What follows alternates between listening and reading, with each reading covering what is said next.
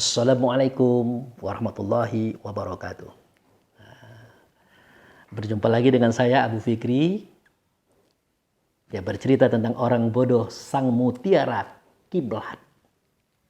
Session keempat. Jadi surat Al-Baqarah 142 sudah kita bahas. Surat Al-Baqarah 143 sudah kita bahas. Sekarang kita masuk pada surat Al-Baqarah 144. Ini yang mengagetkan. Ini yang mengagetkan. Nah, saya baca dulu ayatnya. A'udzubillahi minasyaitonirrajim. Bismillahirrahmanirrahim. Qad naro taqalluba wajhika fis sama'i. Jadi seakan-akan ini Allah berkata kepada Rasul, sungguh aku melihat wajahmu, ingatanmu, inti dirimu menghadap, menengadah ke langit. Disambung ayat berikutnya, fala nuwaliyannaka kiblatan tardoha. Nah, tidak begitu. Maka palingkanlah wajahmu, ingatanmu, kesadaranmu kepada Dia, kiblat yang kamu ridho kepadanya. Nah, itu terjemahannya, saudara.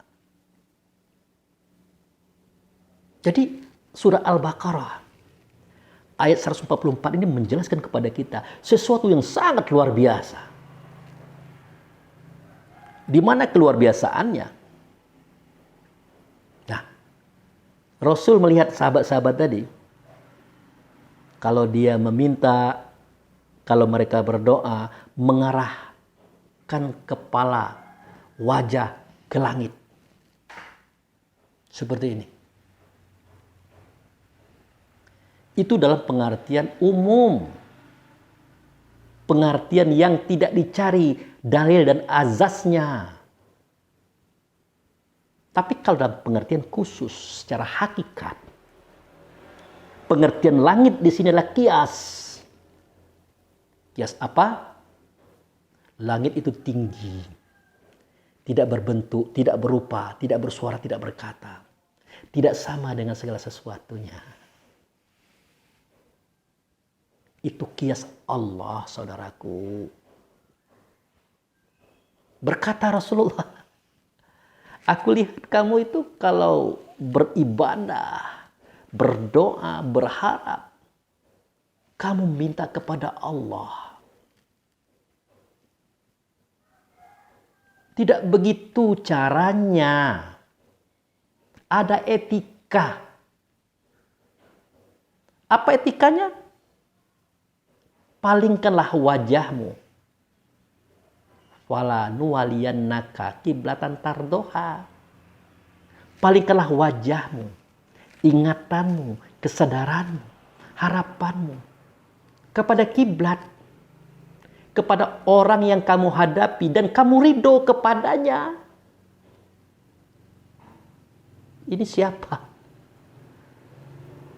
Ini beliau, saudara. Cuma beliau tidak mau mengatakan yang dimaksud dengan kiblat yang diridhoi itulah dirinya. Begitu berat menyampaikan kaji ini pada waktu itu. Tapi bagi mereka yang cerdas, yang banyak bendahara keilmuannya, tentu dia tahu yang Rasul maksud. Kiblat yang kita ridhoi, yang kita senangi, yang kita sayangi, tentu dialah orangnya, Muhammad Rasulullah Sallallahu Alaihi Wasallam. Nah, ini yang dimaksud dengan peralihan kiblat, peralihan hadapan dari Allah pindah ke Muhammad. Ini berat loh. Kita menyembah Allah, pindah menyembah Muhammad. Ekstrim kalimatnya. Tapi perhatikan apa itu sembah. Sembah itu ada 6 pengertiannya. Pertama, mentaati segala perintahnya. Kedua, menjauhi segala larangannya. Ketiga, mencontoh semua perbuatannya. Keempat, datang kalau dipanggilnya. Kelima, pergi kalau disuruhnya. Keenam, diam kalau tidak ada ilmu daripada dia. Itu menyembah. Bagaimana kita mentaati perintah Allah? Suara Allah tidak kita dengar. Kata Allah tidak kita dengar. Perintah Allah tidak kita dengar. Kalau ada, tentu di Rasul tempatnya. Makanya kepada Rasul kita menuju. Kalau kita sudah menuju kepada Rasul, tentu kita sudah menuju kepada Allah. Itu hakikatnya. Nah, itu yang disebut dengan perpindahan kiblat. Perpindahan hadapan. Dari Allah pindah kepada Muhammad. Benar, ingkanat lakabirah ila alal lazina hadallah. Sesungguhnya perpindahan kiblat ini, perpindahan hadapan ini sangat berat kecuali orang yang ditunjuki oleh Allah. Mereka paham. Sayang 1000 kali sayang saudaraku. Kenapa ada hadis, ada riwayat, ada kisah yang menceritakan Nabi Muhammad sholat menghadap ke Masjidil Aqsa. Tiba-tiba Allah perintahkan dia sholat menghadap ke Ka'bah yang ada di kota Mekah hari ini. Nah, tempat sholat beliau pada waktu itu pun didirikan masjid. Namanya Masjid Qiblataini. Dibuat, diakui oleh seluruh orang dunia. Siapa yang bisa bertanggung jawab tentang ini, saudara? Padahal Masjid Aqsa artinya adalah masjid penghabisan. Artinya masjid yang jauh. Artinya tempat sujud yang susah dijangkau. Di mana masjid ini? Benarkah di Palestina? Tidak, saudara. Ini adalah Masjidil Haram yang ada di Baitul Hakikat di negeri Makkah. Sewaktu kita berada di dalam Baitullah waktu itu, kita sujud di situ. Maka tempat sujud kita itu disebut Masjidil Haram. Setelah kita masuk ke dunia, masuk ke tubuh, masuk ke hati, kita ingin kembali bertemu dengan Allah dan Rasul di tempat itu. Kita melihat ke sana, alangkah jauhnya tempat sujud itu. Makanya dikatakan dia adalah Aqsa atau Masjid Aqsa, masjid yang jauh. Itu hakikatnya. Tapi dalam syariatnya, bagaimana mungkin Rasul itu sholat menghadap ke Palestina? Ada apa di situ? Sebenarnya Rasul itu kan guru besar. Dia mengajarkan cara berhubungan dengan Allah. Justru yang menunggu di situ kan bukan Allah juga. Kan dia juga yang menunggu. Tapi dia sholat. Dia mengajarkan kita loh. Tapi tidak mungkin dia suruh kita menghadap ke Palestina. Ada apa di Palestina? Ada apa? Palestina itu baru loh. Nah, tiba-tiba diceritakan pula hadapkan ke Ka'bah di Mekah. Bagaimana mungkin? Ka'bah waktu itu isinya adalah 4 patung besar, 4 berhala besar. Lata, Manat, Ubal, Uzza. Di sekitar Ka'bah ada 360 patung. Di sekitar itu, kawasan itu, tempat orang-orang jahiliyah minum-minum, bercengkrama, bahkan main perempuan di situ. Apakah begitu kisah yang sebenarnya? Keluar pula hadis. Tertulis pula Bukhari Muslim. Kita percaya, kita buatlah kisah itu. Tapi pasti orang dahulu sudah mendahului kita. Buktinya ada Masjid Qiblataini yang dibuat. di tempat itu. Saya sempat sholat di tempat itu, saudara, sewaktu saya umroh. Ada masjidnya. Kiblat ini artinya dua kiblat. Tadinya menghadap kepada Masjid Al-Aqsa di Palestina. Maka dialihkan hadapan kita ke Ka'bah di kota Mekah. Siapa yang bertanggung jawab dengan hadis ini, saudara? Siapa yang bertanggung jawab? Padahal ceritanya tidak begitu. Ceritanya seperti yang saya ceritakan tadi. Ini ayatnya. Kita menghadap kepada Allah.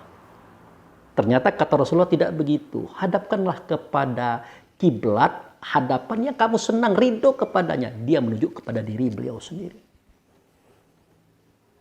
Inilah asalnya yang disebut dengan wasilah itu. Rasulullah itu wasilah. Makanya ketika kita mau sholat, mau berhubungan dengan Allah dan Rasul di tempat itu, kan azan dulu. Setelah azan apa doa kita? Allahumma rabbah hazid da'wati tamma wa sholatil qaimah ati Muhammadani wasilah wal fadilah wa ba'athu maqama mahmuda innaka la tukhliful mi'ad. Wahai Allah yang memiliki seruan yang sempurna, sholat yang akan didirikan, hubungan yang akan didirikan antara aku dan engkau ya Allah melalui Rasulullah. Tentu kalau melalui Rasulullah ada kalimat yang berikutnya. Hadirkan di engkau Muhammad sebagai wasilah. Nah itu. Ati Muhammadani wasilah. Kan kita juga mengatakan itu. Hadirkan di engkau ya Allah Muhammad sebagai perantara antara aku dan engkau. Di mana? Maqama mahmudah. Makom itu tempat tegak. Mahmudah itu justru beliau itu. Beliau itu Mahmud. Beliau itu Ahmad. Beliau itu Muhammad. Beliau itu wujud serta Allah. Beliau itu wasilah, saudara. Saya sedih. Seketika saudara saya mengatakan, waktu di dialog MUI antara saya dengan beliau. Oh, Pak Abu mengatakan kalau berdoa itu langsung kepada Allah loh. Tidak pakai perantara, tidak pakai wasilah. Langsung kepada Allah. Ya saya senyum-senyum saja. Kenapa saya senyum? Saya tahu kapasitas beliau. Maaf betul. Dari usia tualah beliau daripada saya. Stratanya S2. Statusnya ulama, duduk di majelis ulama. Tapi kok bisa berpikir seperti itu loh? Kita diperintahkan oleh beliau tadi, kalau ingin berdialog dengan Allah langsung. Tidak ada perantara, tidak ada wasilah. Itu menurut paham beliau. Sedangkan Allah saja berbicara dengan kita, apa sulitnya? Tapi tetap saja Allah pakai perantara. Yaitu di balik tabir, di balik hijab, melalui Rasul-Rasul dan para Nabi-Nabi. Bahkan melalui orang yang ada di sekitar kita. Makanya saya katakan setiap orang menasihati kita dalam bentuk kebaikan, kebenaran, keikhlasan, jangan ditolak. Karena itu adalah ajaran Allah dan Rasul yang dia sampaikan kepada kita melalui mereka. Pakai perantara Allah itu, tidak langsung. Kok kita langsung nyelonong? Padahal surah Al-Ma'idah ayat 35 jelas menceritakan kepada kita. Al-Ma'idah ayat 35. Ya ayyuhallazina amanu taqullah wabtaghu ilaihi wasilah. Nah itu dia. Hai orang beriman. Hai ruh. Hai yang pernah melihat, mendengar, berhadapan dengan Tuhan di tempat itu. Takwalah kamu dengan takwa yang sebenar-benarnya. Nah, yang dimaksud dengan bertakwa ini saudara adalah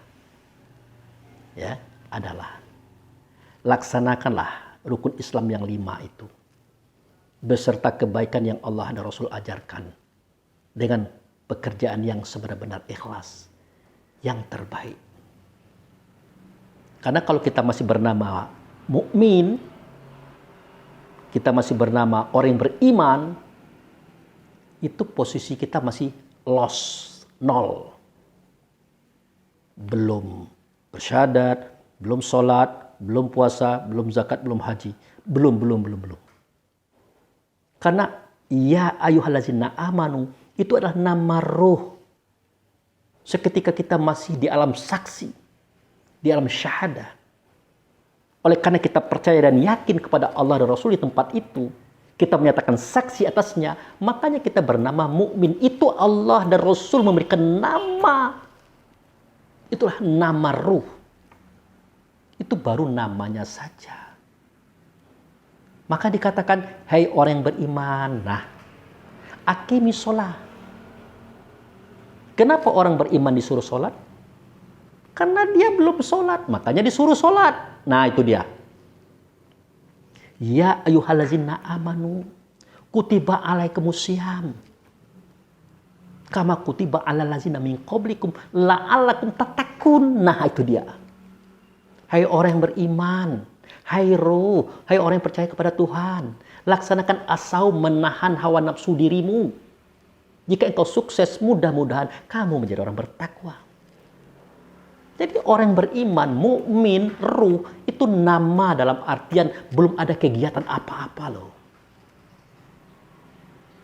Nah, seketika ruh tadi, mukmin tadi, orang yang beriman tadi telah melaksanakan rukun Islam, ya, rukun iman, semua amal baik dengan serius dan ikhlas yang terbaik yang dia buat, barulah dia disebut dengan takwa atau muttaqin. Ini kita kebingungan. Seketika mana tinggi derajat mukmin, muslim, muttaqin? Mana tinggi derajatnya? Oleh karena kita sekolah, kita cuma baca buku, dapat informasi dari guru ke guru, dosen ke dosen, orang ke orang. Mulai kita katakan dengan kata-kata yang macam-macam. Ada yang mengatakan bertakwa yang paling tinggi. Ada yang mengatakan mukmin itu yang paling tinggi kedudukannya. Ada yang mengatakan Islam itu yang paling tinggi kedudukannya. Kita tidak merujuk pada kitab Quran inilah. Mestinya kita merujuk ke sini. Di sini ada keterangan kedudukan orang-orang itu. Nah, contoh. Setiap khotib naik mimbar wajib hukumnya menyatakan kata ya ayyuhallazina amanu. Nah, itu dia. Hittaqullaha haqqa tuqatih wa la tamutunna illa wa antum muslimun.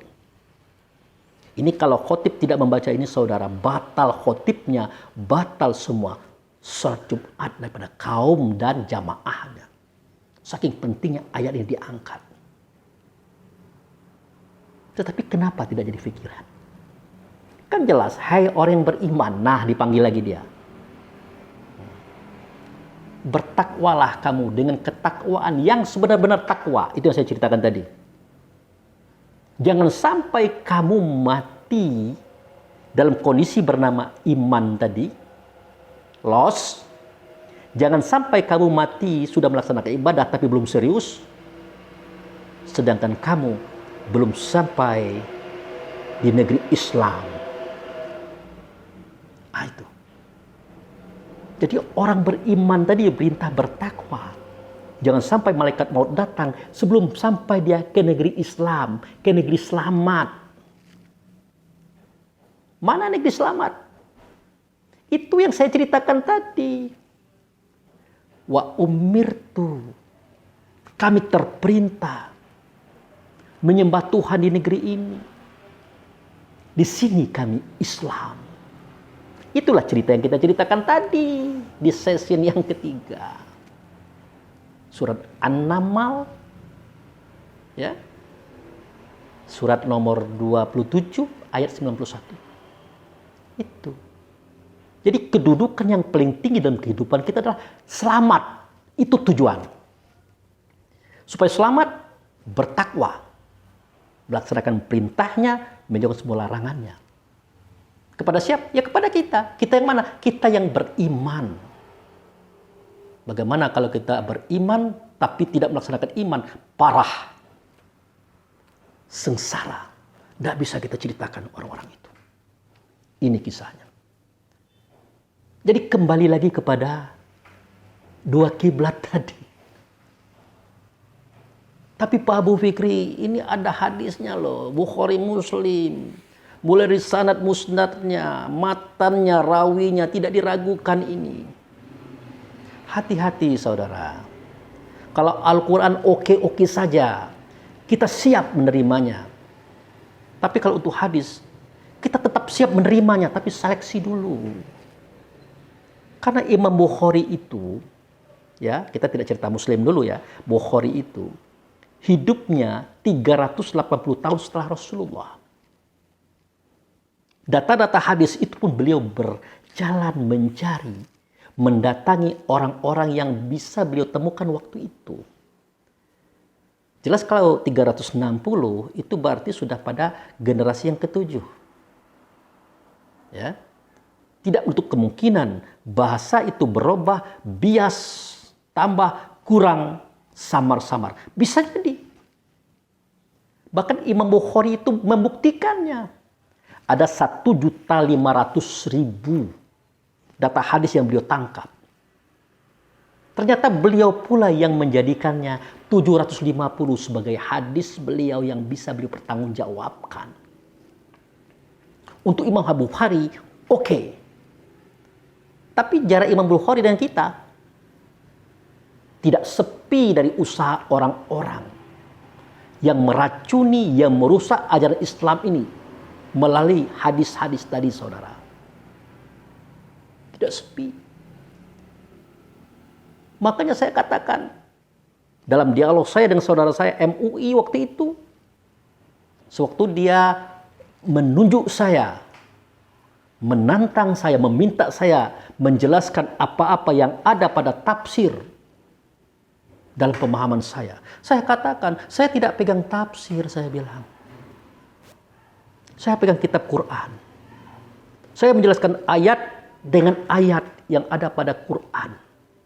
Maaf betul, belum sampai ke tingkat hadis, apalagi tafsir. Timbul tidak senang beliau. Seakan-akan saya menggurui beliau, karena memang betul. Beliau tinggi daripada saya, jabatannya tinggi, gelarnya tinggi, sekolahnya mungkin jauh. Kalau saya apalah? Seorang hamba Allah yang lemah. Tapi saya menggunakan akal saya untuk berpikir. Akhirnya, waktu itu beliau hendak mementahkan paham saya. Saya balik bertanya kepada beliau. Saya tanyakan, maaf Bapak, saya bukan menguji Anda. Seketika Rasulullah berkata, Zalikal kitabu la raiba fihi hudal lil muttaqin. Pertanyaan saya, kitab yang dimaksudkan oleh Rasulullah pada waktu itu, kitab yang mana? Waktu itu dia emosi, saudara. Dia marah. Langsung dia berkata, ya kitab itu. Kitab itu yang mana, saya bilang. Ya buku itu, mushaf itu. Semua mufasir dunia mengatakan, kitab yang dimaksud itu adalah buku itu. Maksudnya ini, saudara. Ini. Saya hanya tersenyum saja. Kenapa saya tersenyum? Itulah pahamnya dia. Itulah kapasitas dia. Kalau memang semua mufasir dunia berpaham sama seperti itu, itulah pemahaman mereka para mufasir dunia. Maaf, saya tidak merendahkan mereka loh. Para mufasir dunia itu, orang-orang terdahulu itu hebat-hebat. Dari keimanannya, ketakwanya, keikhlasannya. Tapi bukan berarti mereka adalah satu-satunya manusia atau sekelompok manusia yang hanya mereka saja yang mendapatkan hidayah. Bukan berarti itu loh. Bisa jadi orang sesudahnya juga mendapatkan hidayah daripada Allah. Kan jelas bahasanya seperti itu. Makanya saya jelaskan kepada beliau pada waktu itu. Apa saya katakan?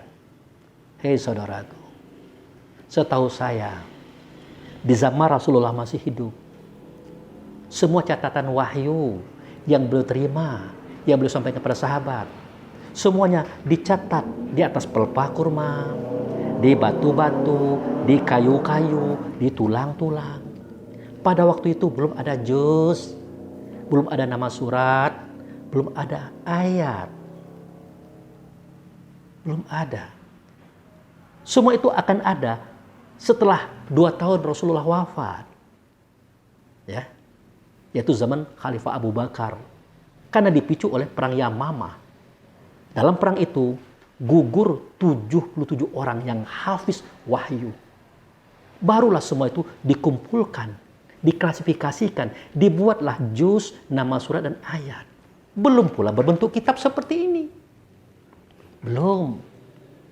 Nah, berbentuk kitab seperti ini seketika tahun 40 Hijriah di era Utsman bin Affan, khalifah yang ketiga setelah Umar bin Khattab.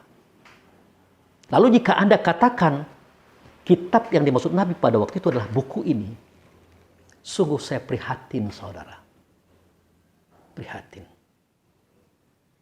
Nah, dari sini dapat kita petik, saudara-saudaraku. Betapa banyak hadis-hadis, yang menceritakan fadilah-fadilah membaca surat. Barang siapa yang membaca surat Yasin, kata Rasulullah. Barang siapa yang membaca surat Al-Kahfi, Al-Muluk, apapun bentuk nama suratnya. Kata Rasulullah, ada hadisnya loh. Pertanyaan saya adalah, bagaimana mungkin ada hadis itu? Sedangkan seketika Nabi masih ada di dunia ini, nama surat itu belum ada. Juznya belum ada, ayatnya belum ada. Bagaimana bisa keluar hadis-hadis itu? Itu saja sederhana. Belum lagi contoh-contoh lain yang mendiskreditkan keluarga Rasulullah, keluarga Bani Hasyim, oleh orang-orang yang menang pada waktu itu, yaitu Bani Umayyah. Banyak. Makanya saya katakan, termasuk hadis Qiblataini juga perlu dipahami, perlu ditinjau kembali kebenarannya. Karena sejarahnya tidak seperti itu, menurut saya loh. Nah itu. Nah oleh karena itu saudara-saudaraku, kembali kepada cerita kiblat tadi. Yang dimaksud dengan kiblat di sini adalah hadapan. Tadinya sahabat-sahabat, bahkan termasuk kita sekarang loh. Kalau kita berdoa kepada Allah, meminta kepada Allah, ya, apakah itu salah? Tidak, benar itu. Tetapi yang lebih benar lagi kata Rasulullah, tidak kepada Allah, kepada kiblat yang kamu sukai. Itu adalah aku. Akulah kiblat yang kamu sukai, yang kamu ridhoi. Nah, jika kamu sudah bertemu dengan aku, sama artinya kamu telah bertemu dengan Allah. Walaupun aku ini bukan Allah loh. Aku ini wasilah. Makanya, jika kamu cinta kepada Allah, ya, sayang kepada Allah, ikut aku. Yang tahu Allah itu hanya aku. Aku yang mengajarkan kepada kamu, aku yang menjelaskan kepada kamu. Jangan kamu langsung menyelonong. Nah itu. Kemudian, jika kamu mau menghadap Allah, bersalawat kepadaku dulu. Bersalawat bukan Allahumma sholli ala Muhammad, itu doanya itu. Ya Allah, hubungkan aku dengan Muhammad. Sebagaimana keluarga Ibrahim telah berhubungan dengan Muhammad. Itu doanya itu. Caranya bagaimana? Ini yang saya jelaskan hari ini. Itu caranya. Akan jelas itu. Allahumma sholli ala Muhammad wa ala ali Muhammad kama sholaita ala Ibrahim wa ala ali Ibrahim. Ya Allah, hubungkanlah aku dengan Muhammad, ya, sebagaimana Ibrahim dan keluarga Ibrahim telah berhubungan dengan Muhammad. Memang Ibrahim itu terdahulu berhubungan dengan Muhammad karena dia imam. Kita minta juga seperti beliau itu terhubung dengan Muhammad. Kalau perlu tidak bercerai dengan Muhammad, karena sifat Muhammad itu ada pada kita. Selama sifat itu kita pakai, artinya sama dengan kita tidak bercerai dengan beliau. Itu maksudnya. Diartikan pula, ya Allah, sejahterakanlah Muhammad sebagaimana telah sejahteranya Ibrahim dan keluarga Ibrahim. Masya Allah. Bagaimana mungkin kita mendoakan agar beliau sejahtera? Beliau itu telah sejahtera. Beliau yang menciptakan kesejahteraan itu. Beliau yang memberikan kesejahteraan itu. Dengan cara apa? Dengan cara kita mengikut beliau. Diberikan kesejahteraan itu. Itu yang dimaksudkan yuhibbukumullah yaghfir lakum dzunubakum wallahu ghafurur rahim. Itu kesejahteraan loh. Kalau kamu ikut aku, maka kamu akan dikasihi oleh Allah, disayangi oleh Allah, dicintai oleh Allah. Tentu apa yang kamu minta akan diberi. Dan diampunkan dosa-dosamu semuanya. Sepenuh langit dan bumi, sepenuh buih di lautan, diampunkan semuanya. Kalau kamu ikut aku. Orang yang mengajak kita supaya kita dapat kesejahteraan. Loh kok kita doakan supaya sejahtera? Bagaimana mungkin ini bisa terjadi saudara? Ini yang saya maksudkan tadi. Bahwa akal kita memang berfungsi memahami arti agama ini. Maaf betul bagi saudara-saudaraku yang mempunyai paham yang berbeda dengan saya. Maaf betul. Tidak saya mengatakan Anda salah, tidak. Tapi inilah perbedaan kita. Nah itu. Nah jadi kita berselawat dengan beliau. Nah, kita berhubung dengan beliau. Nanti beliau akan menghubungkan kita kepada Allah. Apalagi Allah sudah berkata, wa may yuta'i rasul faqad ata Allah. Jika kamu sudah taat kepada Rasul, artinya sudah taat kepada Allah. Jika kamu sudah mengikut Rasul, artinya sudah mengikut Allah. Makanya dia mengajak kita kepada Allah, Rasul tadi. Ya. Kalau ingin mencontoh kehidupan tidak pada Allah, kepada beliau. Makanya laqad kana lakum fi Rasulillah uswatun hasanah. Sungguh pada diri Rasul itu ada contoh yang baik bagi kita, bukan pada Allah. Ingin sih kita mencontoh Allah. Ya, walaupun Allah pernah berkata dalam surah Al-Qasas, jadilah kamu orang baik kepada siapapun, sebagaimana aku baik kepada kamu. Tapi tetap kalimat itu Muhammad juga yang mengatakan. Jelas kata-kata itu bermakna, jadilah kamu baik kepada orang lain, sebagaimana aku baik kepada kamu. Itu maksud Allah dan Rasul kepada kita. Nah inilah saudara-saudaraku yang saya hormati. Kisah dua kiblat. Jadi tadi kita berkiblat kepada Allah, menghadap Allah, dialihkan kiblat itu kepada Rasulullah. Proses ini disebut dengan wasilah tadi. Tidak bisa tidak seperti itu, harus seperti itu. Tapi jangan diartikan Allah itu adalah Muhammad, Muhammad itu Allah, tidak. Benar, dia itu satu dengan Allah, tidak bisa dibedakan. Karena suara, kata, dan perbuatan Allah nyata pada dia. Tidak bisa dibedakan. Benar, dia satu dengan Allah, tidak bisa dipisahkan. Karena keberadaan Allah nyata pada diri beliau. Tapi ingat, dia satu dengan Allah, tidak pula boleh disamakan. Karena Allah itu adalah zat, dia adalah sifat. Allah itu sumber kenyataan, dia adalah tempat kenyataan. Tinggal kita berpikir bagaimana kita bisa memahami semua itu, saudaraku. Baik, kita sudah sampai ke ujung kisah. Daripada kisah-kisah ini, semoga saudara-saudaraku dapat memahami, mengartikan ini secara positif. Jangan dulu diterima. Jangan dulu diiyakan. Jadikan ini bahan pertimbangan dulu. Terus terang, saya belum sempat memegang tafsir, bukan tidak mau.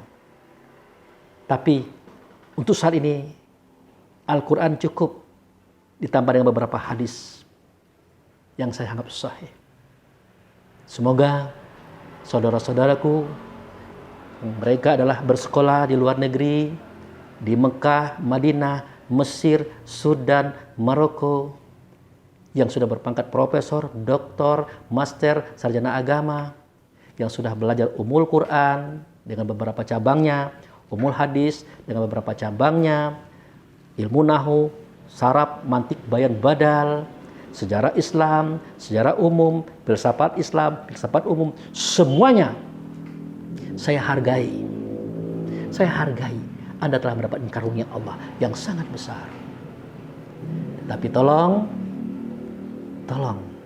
Anda jangan coba-coba memahami keberadaan Anda adalah keberadaan yang mampu menampung semua ilmu-ilmu Allah. Tidak, saudara.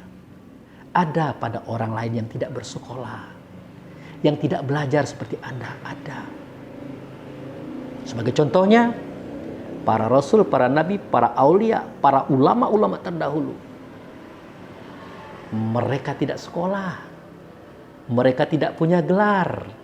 Tapi mereka tahu kisah ini. Dan mereka punya pengikut. Mereka punya pengikut. Artinya benar. Benar. Walaupun tidak sekolah, walaupun tidak punya gelar, ada orang yang tahu tentang ilmu Allah ini.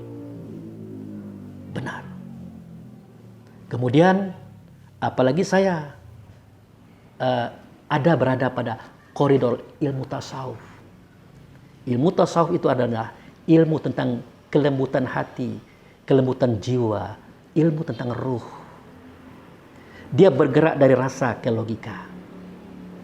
Kalau Anda bergerak dari logika ke rasa, sebenarnya memang tidak nyambung. Antara hakikat dan syariat tidak nyambung. Tapi ingat, syariat tanpa hakikat kosong, nol, hampa. Hakikat tanpa syariat batal. Jadi hidup ini memang harus berhakikat, harus bersyariat. Karena Nabi Muhammad dulu, kalau kita lihat sejarah beliau, 11 tahun beliau mengajarkan ilmu hakikat. Beliau tidak mengajarkan ilmu syariat loh. Tidak ada beliau ngajarin kita, sahabat-sahabat waktu itu, tidak ada beliau ngajarin sholat, puasa, zakat, haji, tidak ada. 11 tahun. Coba dibayangkan bagaimana Rasul dan sahabat tidak sholat, bagaimana. Rasul dan sahabat tidak puasa, bagaimana. Rasul dan sahabat tidak zakat, bagaimana. Rasul dan sahabat tidak haji, bagaimana. 11 tahun lamanya, itu yang terjadi, saudara. Karena yang saya katakan adalah dasar-dasar agama. Usuluddin. Nah, itu. Diajarkan ilmu hakikat. Setelah ilmu hakikat ini mantap selama 11 tahun, barulah Rasulullah memasuki pengembangan ilmu hakikat dalam bentuk syariat. Nah, di kita ini bertemu ilmu syariat, hilang ilmu hakikat. Ketika muncul ilmu hakikat, kita katakan itu tidak ada. Ilmu hakikat lebih banyak ditampilkan oleh rasa dan pengalaman. Tidak tertulis dia, tapi ada. Makanya dulu dalam diskusi saya dengan saudara saya di MUI, seketika dia menuntut saya pakai Quran, pakai hadis, pakai tafsir, saya katakan, apakah semua yang tidak ada di Quran, tidak ada di hadis, tidak ada di tafsir akan salah? Maka saya tampilkan sebuah analogi. Nah, saya katakan misalnya begini. Ada orang yang demam panas. Maka dia mengatakan, Anda jangan mandi ya.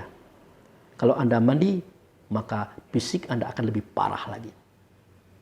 Nah, saya tanyakan kepada mereka pada waktu itu, yaitu saudara-saudara saya di MUI. Apakah salah orang tadi melaksanakan tidak mandi karena peraturan ini tidak ada di Quran, tidak ada di hadis? Apakah salah? Saya jawab tidak salah. Benar dianya. Makanya saya katakan kebenaran dari Al-Quran itu ada. Kebenaran dari hadis itu ada. Tapi tidak selamanya ada di situ. Ada di luarnya juga. Termasuk kisah tadi. Jangan Anda tolak. Jangan Anda tolak. Terlalu banyak kebenaran-kebenaran, kebaikan-kebaikan, ya, yang seakan-akan tidak tertulis pada kitab Quran dan hadis. Jika Anda tolak dengan alasan tidak ada di Quran dan hadis, alangkah menderitanya orang-orang yang lain selain daripada Anda. Itu orang yang tidak bersekolah. Nah, itulah saudara-saudaraku. Mari kita tawadhu kepada Allah. Hilangkan kesombongan, keangkuhan. Kita buka hati kita, kejadian diri kita. Ikhlas. Mudah-mudahan take and give. Ada yang memberi, ada yang menerima. Kita ikhlaskan. Kalau memang ini salah, kita akan kata salah. Kalau ini benar, kita katakan benar. Jangan emosian, jangan marah-marahan dalam diskusi. Karena itu bukan sikap orang yang tahu. Bukan sikap ulama, tapi sikap preman. Makanya dalam diskusi itu kan saya ketawa-ketawa. Kenapa saya ketawa? Ya saya lucu aja lah. Tidak perlu saya jelaskan kenapa saya ketawa. Baik saudara-saudaraku, inilah sesi keempat, sesi penutup daripada serial orang yang bodoh, tetapi adalah mutiara kiblat. Tetapi dia adalah mutiara kiblat. Semoga bermanfaat. Kalau itu benar daripada Allah, itu benar daripada Rasul. Kalau salah itu daripada saya. Terima kasih. Assalamualaikum warahmatullahi wabarakatuh.